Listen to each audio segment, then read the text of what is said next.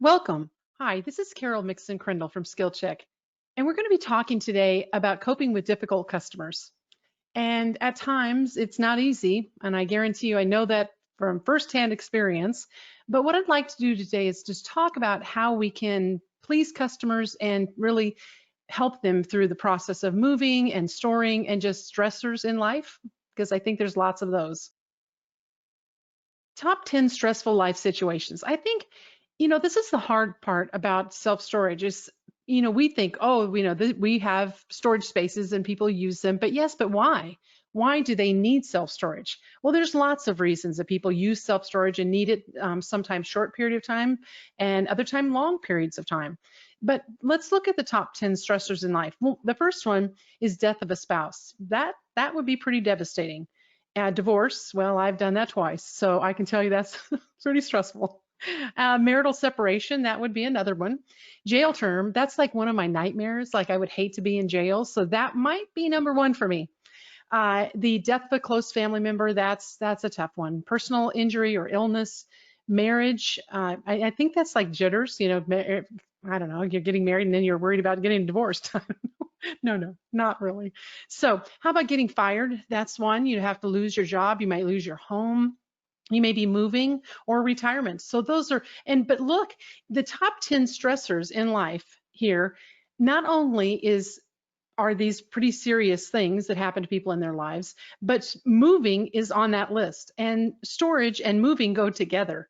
So it's very important that you realize that not only are they getting a stressor from having to move, but also some from possibly one of these possible things that are on this list. So what's the manager's job? First thing and foremost, I believe, and I love when I'm hiring, I absolutely love to just look for people who are friendly and helpful and have a great personality. That's something you can't change. It's very difficult to change your personality. And I just somehow I came out with a sunny personality. I don't know. I just feel like it takes me a lot to get me down, but not everyone's like that. And you want to find and hire people who have great personalities and love to just jaw with other people. You want them to have the gift of gab, whatever you want to call it, but they need to have a friendly personality. And the other thing is good customer service skills.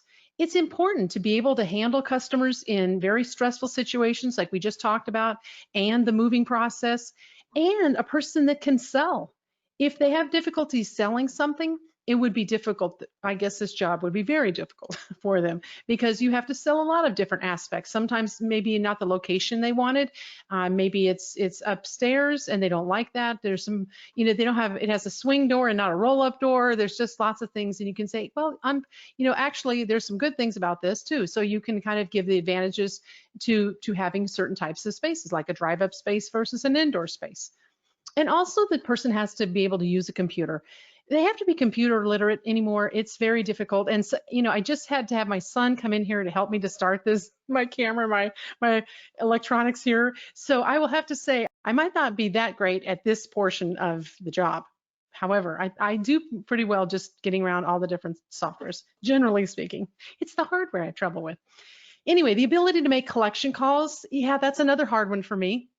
I don't really, that was my least favorite thing to do, and I had to do it early in the morning to get it over with. And I always tried to be happy and kind of friendly, but not overly, oh, like you owe, another $10 or whatever it is. You can't be so overly happy, but you said just wanted, hey, wanted to give you a courtesy call letting you know that you owe some money. So the other one is ability to work inside and outside. That's just part of this job.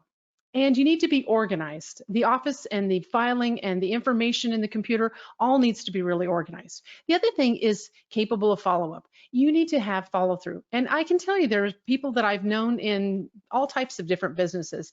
And it's interesting that some have really good follow-through and follow-up to, get a request for some information. And the follow-up is so important. You get the request and you say, hey, thank you, I got your request. And then you don't remember to send the thing out to them. And the last one is the ability to handle, and I mean handle nicely, the customer complaints. And this can be very difficult for some people. I think they feel like it's someone looking at their authority and thinking that they don't have any authority and they want to talk to the owner or something like that. And it's really not that. I think people just are trying, they get frustrated and they're trying to get through to you that they need some help or need some, you know, sympathy, I guess, sometimes. So the self-storage job requirements. One of the most difficult things about working with people is that they can be the people. It is the people, and it is the complainers and the problem children and the people that don't do what they're supposed to do at the storage property. uh, and it can be difficult. I guess sometimes that makes the day go a little quicker when you know that you've go, oh boy, so and so's here. Oh, so and so's here. They're going to do such and such. You know, you already know. Some of the customers like to dumpster dive. They come and they, act like they're throwing trash away, but really they're trying to collect stuff out of our trash. So it's odd, the whole aspect of self storage and how this works. But when we're talking about this, the customer is always right. And I know that, you hear that cliche said, the customer's always right. Well, we know the customer's not always right. That's the fact. Sometimes they are late and they're not very nice. But this doesn't mean that you have to be objective, so to speak. The customer's complaint, you have to listen to it. And as far as that goes, you want to be concerned about what they're saying and act as if you're listening, or actually be listening. That would be the better thing, not just act like you're listening, but feel, that you're validating them, that they do have a complaint and they're listening to you. And that means some eye contact. That means actually putting your attention toward the customer and not being too busy on the computer. Sometimes you might be like, oh, I'm on the computer looking, let me look this up. You need to, when a customer has a complaint, look them in the eye. Listen to them and make sure they feel heard, because part of it's just making sure that they know that you're listening to what they're saying. See, this is why I've had two ex-husbands, because I know that I would say something and then they just would not listen. So handling the interaction with a positive spin. Even if a customer is complaining, you try to satisfy them in the best way that you can, and try not to humiliate them because they're late, or because they're late every single month. And I've heard that myself. I've heard people, especially I've listened to phone calls where the manager's like, well, you're late every month. And they treat them like a child, like you would treat your child, or you're trying to, shouldn't be necessarily treating them like that, but it doesn't help them. It doesn't help the customer when you're treating them that way. It's humiliating, frankly. So it's difficult. So you want to maintain a good relationship between the customer, because we want them to come back and then we want them to say good things about us. And I noticed, love this little picture here, because it said our policy, rule number 1, the customer's always right. And rule number 2, if the customer is ever wrong, reread the rule. Number 1. And that means the customer's always right. The fact is, we know the customer's not always right, but the reality is we're going to make the situation right. And it's not always easy to do either. So what makes up most of the problems that we have, and have issues that we have with customers, and how people approach us and we receive their words and we give out our words? So here, or our existence, total existence, I guess. So 7% is words of what people hear. Okay, and right up front, when you say, wow, what's the message that's getting to the customer? The words are only 7%. And if that's true, look, the tone of voice, that's a big deal, isn't it? Is 38%, and the body language is 55. So if you sit there like, yeah, oh yeah, yeah, and it doesn't help anything. It lets the customer know, not only verbally, but with your body language, that you're unhappy with them, that you're not believing them. And believe me, I believe there are customers that say, well, my dog ate the check, or the something weird happened. And weird things really have happened to me like that, where I had something and then my dog chewed it. I'm like, oh, that just is, if I tell someone that, they're really not going to believe that. They're not going to believe that they took that check and tore it all up, but they did. But you never really know. But think about this. So not only do you have to think about what words you're interacting with the customer, but you're also thinking about your body language and your tone of voice, because all of those are so critical. And if you feel like the person's getting angry and heated and talking louder at you, pull yours back, pull your tone of voice back up a little bit, let them vent, because that's what they need to do. And sometimes people, after they do that kind of thing, then they say, I'm sorry, I didn't mean to seem upset. It's just like I missed my plane here and I'm trying to get on another flight and blah, blah, blah. And can you get me on the, what's the next flight you can get me on? And, but the problem is sometimes with, like, if you were at an airport and you're talking to someone, they're going to not want to help you if you're just belligerent with them. And that happens in any business. And it does happen in self-storage. It absolutely happens in self-storage. How about, you know, we're going to have conflict, right? No matter what, because it's not always that we're having a conflict, but something wasn't right for them or for the customer that's coming in. And that's if you work in hospitality business, retail, the DMV, DMV people, I'm kind of wonder sometimes why they took that job, because if they knew they didn't like people or they didn't like the process of the government, why would they work there? Because they already don't like people, or it seems like they don't. But self-storage, that it's a little, we have a little interesting aspect to our job. We get to do some stuff outside, inside, we do collections, we do sales, we do a lot of different things. So we have a lot of face-to-face interaction with customers, and they can be furious with us, and maybe not with us, maybe with the moving company or the people that were supposed to show up and help them move and they didn't, or you left a lock on their space when it was a new move in and they have all these people there waiting to move them in and there's no one in the office to take the lock off. They become irate, they become unruly, they become upset because you have affected their situation of getting their things done that they're just probably already at wit's end with. So, there are some techniques in improving the service and the difficult and handling those difficult customers. One, be cognizant of your body language. Look at this girl's body language. It's horrible. She's got, not only has she got her head tilted down and her eyes looking right at you, beaming beams at you, mean beams, mean girl beams. But when you look at this, she's got her arms crossed. And even if she's wearing a bright pink, it does not change what's going on in her mind and the way that we would physically see her aspect of her and interacting with us. But you want to think about resolving those customer problems quickly and successfully. Make it easy for customers to do business with you and your company. Don't make it so difficult. Sometimes the things that you make the customers do, or, well, you'll have to come in and sign this form to do this. Well, sometimes I understand that, but if they've got 5 people waiting, go ahead and unlock the space, let them start, and then you do the rest. So those are things that you can do to be able, especially in a new rental, to get them going, and you can help lower the stress. And give customers several ways to communicate with your company. It is so important.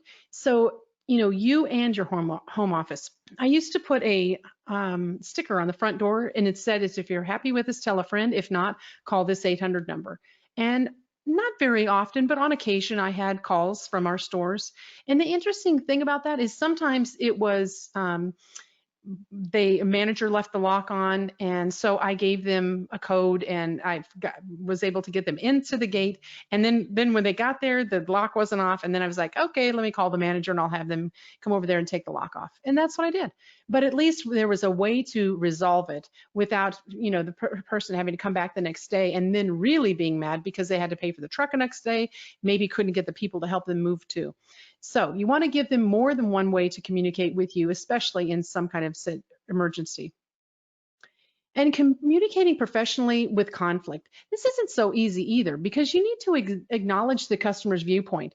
They may be literally pulling their hair out like this guy is because of things that are so frustrating that have happened before they've even gotten to you. So try to be respectful at all times, even though, it may be something between the two of you, or it may be something that's happened before. But you've got to be approachable. Be approachable to customers. Don't have the customers think, oh man, that manager in there is so rude all the time. I don't even want to go in the office. I have actually heard that. Not at my stores, but I've heard that from stores that I've taken over, or I've done transitions for one owner to another owner. They're like, oh man, you have the nicest managers. We even hated coming into the office with the other managers that were here. That's sad, because the manager's job in self-storage is to please customers and to really make their storage life or their storage time a happy one, and not be something stressful. So you've got to be approachable. And don't let your frustration show. because sometimes frustration shows on your face. It shows with you, some kind of fidgeting, the fact that you may not want to address the customer. So when they come in, you lock the door and you you run in to get lunch. I've actually heard that before, where a person said that I was walking up to the office, I was coming around, they could see me in the door, coming around with the in the out of the windows, and they turned and they put the sign on closed from open to closed, and they ran in the back into their apartment. I'm like, wow, yeah. And they probably could see all that. You can't be that way with customers. You really do need to be able to be approachable and not let your frustration with the customer show. That is not so easy, though, I'll tell you. Now, let's just talk about some of the typical places where we do have conflict. First off is those late fees. Doggone it, our late fees and our lien fees and our auctions, those have a tremendous amount of anxiety with customers, or they bring about anxiety with the customer. So you have to remember to be very careful when you're interacting with someone, when you know there's going to be a late fee or lien fees, or you're talking about auctioning, calm down your tone of voice. Don't get attitude, don't have attitude in your voice. Try to just lower your voice and be a little more calming and just say, well, we wanted to let you know we did send this preliminary lien notice, and then we sent a lien notice, and those are required by law. We have no choice in how this process goes. The law tells us, for example, California 21700s of the Business and Profession Code says that we send it out on the 14th and then 2 weeks after that, or 14 days. So the important aspect of this is you explain to them what the process is, and that will help with the conflict. But the overlocking, the coding out of the gate when you won't let them in the gate because they haven't paid, and I know some people actually try to lock out or let their code not be active after the first of the month. So on the second of the month, everyone will not be able to get in, and that could be a check could be in the mail, or maybe, and it's happened before where it was on an automatic debit from a credit card, and we needed a new credit card expiration date, something like that, and then they can't get in. So that does not make it any easier. So make sure your policies go with things so there's lessens the conflict with customers also. And the damage of customers' goods, that's another one. They do not like to have any damage to their goods. And sometimes we say we're not responsible, and technically in our agreement, we're not. A good rental agreement will say we're not responsible for their goods and they need to have insurance. However, there are some things that are our fault. There are things that have happened before, which yes, that it is the fault of the storage property. I've had managers that have stolen from spaces before. That's a storage company issue. So it's not a good thing, and it was no fun to deal with for sure. Communicating professionally and with this type of conflict. When the customer's frustrated or angry, remember, just listen to the customer. Let them talk and give them a chance to vent and ask them questions. And you might write some notes, or you might say, let me look in while you're telling me this, let me look in the computer and see what I can find out. So you might be explaining to them that I may not be looking at you, but I'm working on what you're talking about.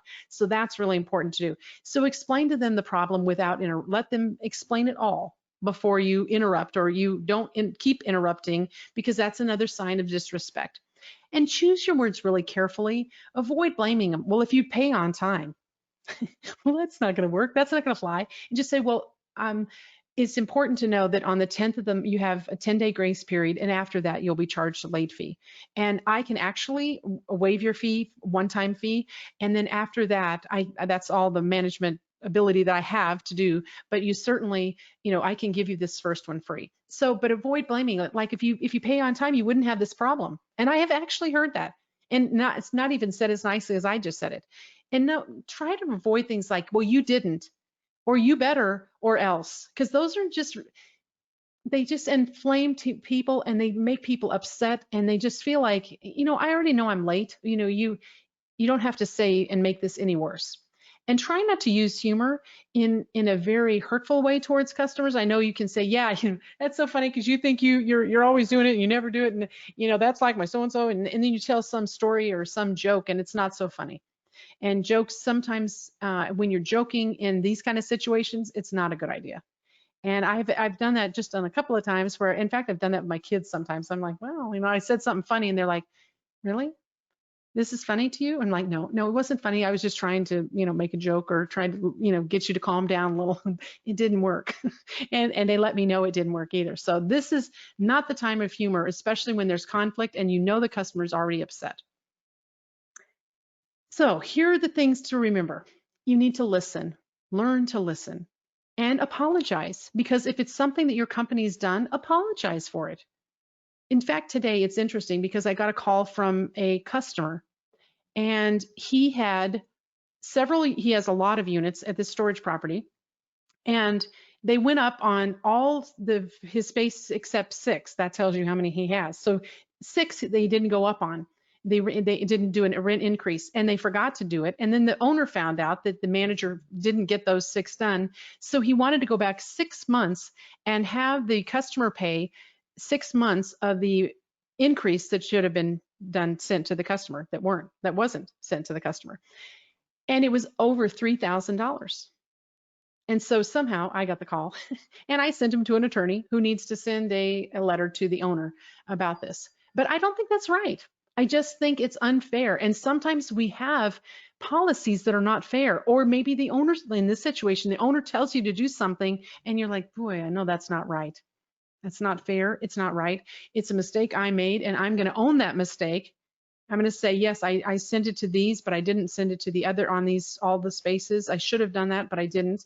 And it's my fault, and I would accept that, hopefully. But if the owner says you've got to send these out and the customer's going to pay that $3,000, but the customer can move out. That's, one thing I recommended to him, but he can't move all that stuff. That's going to be the reality of it. But remember to apologize. So you've got to listen to them, apologize, and make sure you clarify to know exactly what's wrong, and explain to the customer what needs to be explained, what it may be, especially with a lien process. A lot of times they don't know what it is, and they don't know all the things we have to do according to law and when they come up. So that's a good thing to help them understand. And the other thing is to get an agreement with the customer so they can, especially if they can't pay for something or they're having difficulty with something, get some kind of agreement and then take action. Do what you're supposed to be doing, because all of those kind of complaints, I can give you an example of one that I had a very upset customer call me and said the manager had promised like 5 different times to change the light bulb. And it was an older property, because normally we have like lights on automatic timers and things, but he had a light where it had he had a little switch in his space that he could turn it on. It's a big space. And so he wanted to change the lights in there so he could see back in the back. It was a 40-foot space. So in the back, it was sort of dark. And then the second time he came back, he asked for a ladder so he could go change it. Well, we don't want customers changing that in case they fell off of our ladder or something like that. And the manager should have done it. The manager said, well, I'm busy. I'm only here by myself in the office, so I can't change it. So then it didn't happen. So it went 6 months like that. And then finally he just broke. He was so upset, but we never took action. And finally it got to my desk and I was like, this shouldn't be all the way to me. It should have been solved right there. We had a maintenance man too. That's what I was like, well, we have a maintenance person. Why isn't the maintenance person doing this? Oh, well, he's busy cleaning. No, that's not a good excuse to me. To me, the customer comes first. Before we clean out all of these other spaces that are ready to rent or whatever, the priority from the manager needed to be handle the complaint and take action. So handling these issues, how about of late fees? You have to have friendly policies. Try to have good policies. First late fee waive, try something like that, and make notes in the computer. If you waive someone's late fee, say, waive their late fee because of this reason. Sometimes, mothers and grandmothers die multiple times. And I know there could be 2 grandmothers, but I'm saying that some of these people would be like 5 times on their comments. It'd be like grandmother died, so it's some like, okay, that only flies so many times. The second wave, if the computer signs up for automatic credit card, maybe do something like that. So it's, if you sign up for automatic credit card, then we'll also waive that second fee. And how about manager's discretion? We have people that we hire to be behind the counter, to be the front line for the customer. Give them the power to make a discretional decision on something. Are we going to lose the customer over $10? It's not worth it. It is not worth it. And it's not worth getting a bad review, or just every aspect of that is bad. Help the manager be able to manage. That's for all of you supervisors that are listening. So be consistent and try to be consistent with all your customers. I know sometimes that's hard because some of them are your favorite customers and some of them are not so favorites. But try to be at least consistent with how you handle the late fees and everything else. And to have that nice friendliness of that balance, that of being nice and firm. And that's sort of my parenting style, but sometimes I miss the firm part as much as I should until then I get mad. And when I get mad, it's like, okay, that's it. Then they're like, oh, mom's mad. So I need to work on that myself, that balance between I need to be firm until I have to get mad. So otherwise there's no in between. So the customers are not your children, though I'm using children as examples. They are not your children. You do not have to mother them. You don't have to baby them, but you do have to speak respectful to another adult. That's what's important. Well, how about theft? Boy, this is really weird thing because theft happens in self-storage. We don't like it to happen, but it does. But the weird thing that happens about this is sometimes managers like, well, it's not our problem. Well, it certainly is a problem, and it can be a problem if you don't handle it. In fact, I have another webinar in this little series that you can find on YouTube that's amazing about a theft that happened at a storage place, so you can go find that one because it's interesting. A theft happened, and it was the manager knew nothing about it, but almost everything was gone from the space. But you want to make sure you let the customer explain what happened or what they think. In this case, it was like we opened the storage space and all the stuff was out of there. And the other weird part is the storage space provided a lock, and they rented the lock to them for $2 and something per month, $2.25 per month, which I think is very odd. That's not something that's normal in self-storage. But you want to get information and ask questions for clarification. You want to make sure you're taking notes and going and taking photographs. Look at the customer's door, the latch, to see if anything has been tampered with, because that's what the insurance company is going to look at. Is if it wasn't tampered with, which like the situation in the other video that I did, there was no tampering with the lock. The lock was perfectly fine. So it seemed like it was more of an inside job. But check to see if the customer is insured, because if they are, that's helpful. And if they used your insurance, then you can help them get to the right people and get them going on getting some kind of reimbursement. And you need to write up an incident report. And do all this factually and try to get the information as soon as this happens, because this is a big conflict with customers if you don't. And try to be caring and concerning and not just like, well, it's not my fault, it's your problem, you figured out you were supposed to have insurance, you don't have insurance, so it's your problem now. Be nicer about it than that, because this can be a very serious thing. I've had stores that have had, for sure, I know I've had one of the most is maybe 45 at one store, and I had a little over 80 at a store in Stockton, California. So it drove me nuts. Yes, I went almost nuts. And it wasn't the customer's fault, and there were a lot of very mad customers. And I was in the office that day or several days that week just trying to help, get the customers through that problem. And you've got to follow up with them. And that's why I think, having the supervisor be involved and you following up and letting them know what's going on, it's really helpful. So remember, customer follow-up for auctions. Don't get upset with them. Don't get angry at them. If they're up for auction, they don't want to have their goods up for auction. Most people don't. Some are like, oh, just auction it off. I don't care. And then there are many reasons that people don't pay. There was one recently, had a gentleman that came in, his son went to prison, and that he was in lien status, and the dad was upset. He was not with us. Well, he seemed upset with us, but he was not upset. And then he broke down crying, telling us that his son went to jail for manslaughter.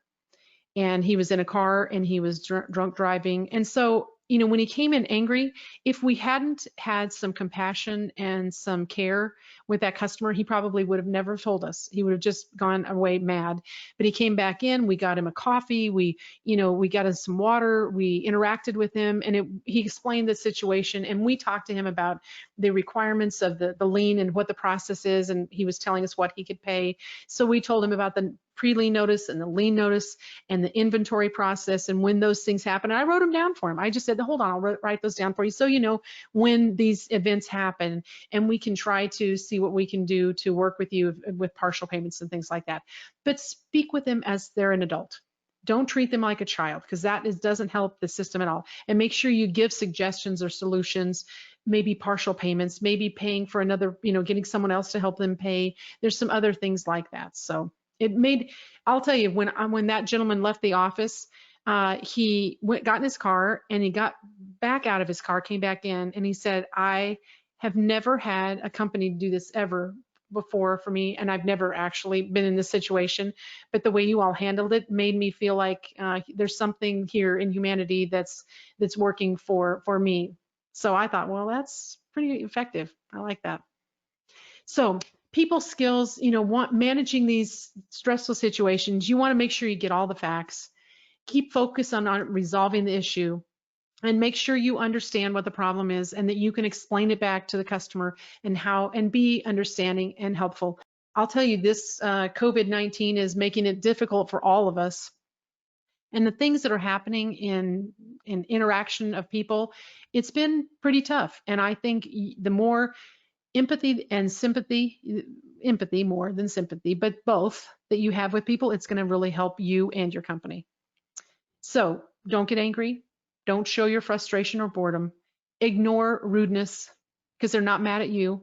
Maybe might be a little mad at you, but not totally mad at you, because there's probably other things beside this that, this issue that they have with the storage is causing the problem, and all other stressors. And if there are other customers in the office, I've taken them out before. I've said, let's go look, let's go outside and let's, talk about it. Let me get the golf cart and we'll take a ride and see what the problem is. So you can get those people outside. It might help. Get some fresh air. Extraordinary customer service is how you handle your customers really directly affects your individual goals as a person, the team goals that you have for your company performance. So give ways to communicate with customers and the owners. I have on all my stores, I had, if you're happy with this, tell a friend. If not, call this number. And again, I got lots of phone calls on that number over time. And I was thankful it was there and the customer said, we were so happy to know that we had a way to call you and it was on the front door and we didn't have to try to figure out how to get a hold of you all. So it worked. So give your customers more than they expect. And be respectful and polite, be strong in your relationship with your customers, and be positive and really proactive, because that's going to give that kind of service that you want and that you expect from others.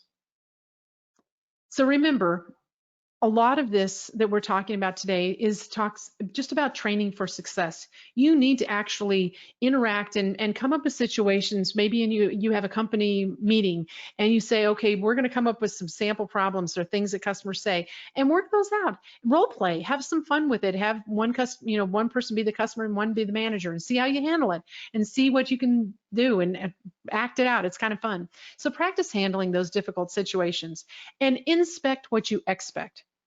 If you want to make sure, let's say you're a supervisor listening to this, if you want to know if your employees are doing this well, listen to their phone calls. See how they're answering the phone. If you have recorded lines, like we do at Skill Check, and we listen to people's sales techniques and evaluate them. But if you have customer service calls, evaluate those. See how the people are doing on those customer service calls, and continually ask your customers for feedback. Whether it's on the internet, whether it's in person, whether it's a form, it's something you send them in the mail, it's something you have on your website to get feedback. And when you see a bad review, respond to it kindly, professionally, not emotionally, and make sure the customer knows you care based on your review, the reply to the review. Because they may be mad and it's a late event, and maybe what that happened is somewhat true, some of it's not all true, but you need to resolve it and try to make it work. So techniques for improving the service: be friendly, welcoming, communicate positively with the customer, be proficient at your job. That means your follow-up and all those other things. And customers are really the most important thing to enter your office or call on the phone. They're never an interruption of work. They're the reason for your work. And they're not simply a unit number. and they're not people to argue with, and they're not always right, but they're always the customer, and that should be treated with respect. So we don't really take care of our customers, well, somebody else will, right? If we don't, if we say, oh, it's not that big of a deal, I'm going to charge them the late fee and I don't care what their situation was, they may just leave. And literally, I have had people leave over a $10 late fee. And I thought to the manager, I said, was it worth losing a customer? You're a manager. You have the ability to waive that late fee. And then they wrote a bad review. So try to resolve these things before they get too far. Thank you so much for attending. I really do appreciate all of the listeners, and please subscribe to us because somehow my son thinks it's amazing that I almost have as many subscribers that he does. So no, he has a lot more than I do. I'm just going to tell you. So that's really ridiculous to think of his age and how great he's doing on that. But I'd also like to ask you if you have any topics that you would like me to talk about. I would love to hear that. I'd love some feedback on that. And I'd love to address it. And we do these weekly. So if you have something out there that you're dying to know about, let me know and I'll help you with it. Thanks a lot. And you can contact me, Carol at skillcheck.com.